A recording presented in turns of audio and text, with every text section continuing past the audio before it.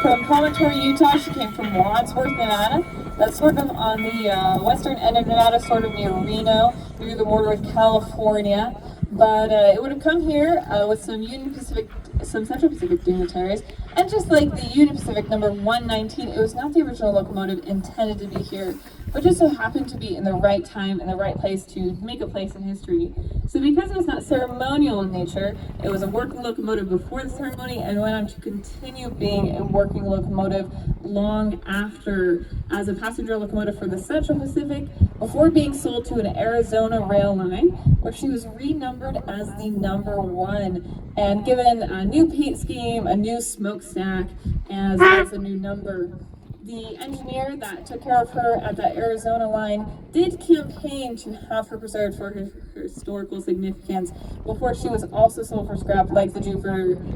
like the 119, I should say, in the early 1900s. But unfortunately, he could not scrounge enough money together to make it more worthwhile for the company to sell the locomotive to him than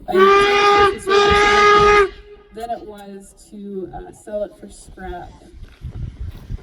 So as the Jupiter is coming through, this replica of the Jupiter that we have here is coming through the last spike site directly behind me. I might imagine what it might have been like to see the Jupiter come through your small town, maybe in northern Utah, maybe somewhere else in the west. Many people who saw this locomotive and other Central Pacific locomotives may have been the first locomotive they'd ever seen on entirely new rail lines spanning the American West, bringing you connectivity to the rest of America and the wider world for the first time in history.